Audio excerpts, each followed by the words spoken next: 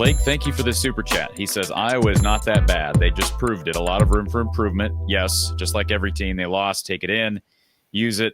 As a fan and team member, neither team looked amazing per standards. Well, it's looking at it glass half full. It is a difficult loss. Momentum, I think we can agree on that, Don. It's a difficult loss momentum-wise, not just because it's a rivalry game, because it was close. It was winnable. This is not – Oregon and Penn State could end up just being not winnable games. I mean, we'll see. I hope that's not the case. But they're at home. But they come out in those games, they could get beat badly. So Oregon and Penn State both look like the games that will contenders for the national title. The games that will determine whether Iowa's even in the conversation for a late flyer in the college football playoff, those games heading into the year were Iowa State, USC, Nebraska, Indiana. Those were the games, right? Assuming you take care of business in the other ones. So far they're 0-1 in those games.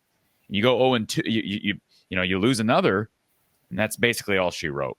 I mean, it would be very difficult if they lose to another team. It's going to be very difficult even if they beat all those other teams, assuming they lose to Oregon, Penn State, to be in that conversation. That's what hurts, because this is a game, if you want to accomplish something, you have to win. If you want to, it's hard to get 10. I mean, we can still get 10 wins. A very slim margin for error, Doug. I said that to my buddy on the way home. It leaves a very slim margin for error because now you're in a situation where you can't lose to USC, you can't lose to Nebraska, you can't lose to Indiana. And if they even want to sniff at get Oregon at home. That's what I'm saying. Like, well, so does, and again, people are going to laugh because whenever you're in the moment, you're like, why are we talking about playoff? But they're not out of the playoff. So I'm going to bring it up because that's to me, you're playing for the playoff. That's what you do a lot. We just two. It's week 2. The goal's not behind us. It's week 2. I'm not going to start talking about the Little Caesars Pizza Bowl. All right.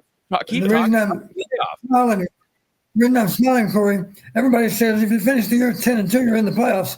Well, that means right now, virtually every team in the country is still got a shot at the playoffs. That's correct. Right? That's what makes nobody's got more than 2 losses. And that's what makes the month of September so great. But the reason I brought it up is we can debate this. We don't need to spend a lot of time in week 2 post-game show talking about it. But if Iowa ended up 9-3, and one of the losses was to Iowa State, they lost respectively to Oregon, respectively to Penn State, they would be in the conversation. Now, the good news about losing today, it wasn't a conference loss. So could you potentially sneak into the Big Ten title game? Unlikely. But at 9-3, 2 losses in the conference, sitting at 7-2, that's my point. If they lose to Oregon, Penn State now, just to get to 9-3, they have no margin anywhere else. They have to win every one of those games unless they steal one of those games at Penn State. Tough. At USC, I don't see us. I see going to LA as I see going to LA is tougher than I see going to Nebraska as being tough. I see I know everyone. You were saying, hey, let's still have hope, but a lot of us are going 7-5. We all have hope because we've all listen. Like Don said, everybody has hope right now. The only teams that don't have hope are teams that are 0-2. Western Illinois, sorry, Don, they have no hope. They got their pants pulled down yesterday by Northwestern. I know.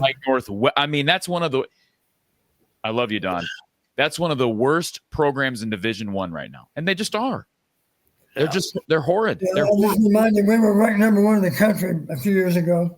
Thank you for the super chat, Connor. This is a coaching issue. Every quarterback wide receiver to come in after 2019 looks worse than when they came in. Different offensive staff, Connor. And Don, you're shaking your head. I don't know how Connor can make that statement because – I'm pretty sure Connor didn't have a good idea of what they were like when they showed up here. Yeah, I don't know that Spencer Petras was any worse in 2012 than he was in 2020. I thought he was pretty poor. I'm sorry. That sounds really bad. I thought he was a well below average FBS quarterback every year he was at Iowa. He wasn't good in 2020. The run game was better in 2020, but Spencer Petras was not good in 2020. So, but I know that's a common narrative in the Kirk era, that quarterbacks regress. And I don't know how much truth there is to it, but these are different offensive coordinators and different quarterback coaches. So unfair to make that judgment to this point. We're also 2 games in. Obviously, I would just ask the fans, it's okay to react. Just don't overreact. It's a long season. Let's see how this plays out. We have no doubt we're going to be back on track next weekend. And then the real question would be, can we go on the road and beat Rutgers? And then if we can get that done, maybe then we're in position maybe to pull it off against Indiana. Well, they have to. These are, again, if we're talking about the goal being to win 9 games, because that's where I had them preseason. That's where I had them preseason was 9-3. They have to beat Rutgers. They have to beat UMass. They have to beat Indiana. You don't drop any of those. And Indiana will be a challenge, and who we can Rutgers will be a challenge too. On the road against that Greg Schiano defense, sure, I have no doubt that that's going to be a challenge, especially for an Iowa offense that's had its ups and downs already. So yeah, my perception of Rutgers, I didn't watch that game closely. I was more impressed with their offense than what I thought I would be, but I was disappointed with their defense. It's not often that Rutgers gives up 31 points, but they still win the game, right? Yeah, I still feel sick to my stomach. I had Iowa State winning, but at the same time, you just always hope Iowa's going to win this game because it changes the trajectory of the season. I think I said that last week, and it always has. And well, is it possible? Can they overcome that, though?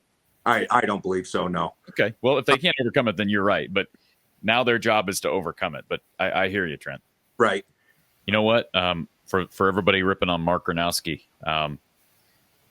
don't throw the towel in yet. I'm not saying they're going to accomplish the goals that they set out to accomplish, namely the playoff and competing for a Big Ten title. But this does not affect them in the Big Ten title race. And they're not out of the playoff race either. As difficult as the schedule is, if they get in on a roll, that run game paired with an effective pass game could be really, really effective. So I don't know how far off they are. They're definitely closer than they have been. I think we can probably agree with that, Don, because they have a competent quarterback and a competent play caller and a competent offensive line. Those are things they haven't had. Right. They have that right now. So the passing game has not been good, but if it turns the corner at some point, sooner rather than later, this could be a pretty good team still. All right, Don, anything to add on Iowa UMass next week? No, we're going to get well against UMass, and then we just need to eliminate our mistakes, zero in on who can play better than who, figure out our lineup before we start conference play the next week. I hope and pray we can get all of our starters out of the game long before the game's over, simply because we do play Rutgers on Friday night the following week. Yep, good point. And am I correct in saying, let me look at the schedule. So they get Rutgers and Indiana before the first bye week. So yes. I mean, is it fair to say they got to go 3-0 these next 3? Well, if you want to accomplish anything close to a semblance of your goals preseason. Yeah, because we got tougher games up ahead other than just the ranked teams.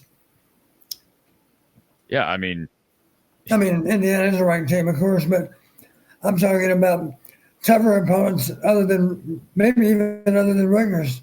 But if you're not going to beat Iowa State, you have to beat Indiana at home. Should we take our? Go ahead, Don. Who's that? Somebody calling in or what? Should we take our last caller, Don? Sure. He might be out of gas or have a flat tire. We better take it. Iowa Smokehouse caller.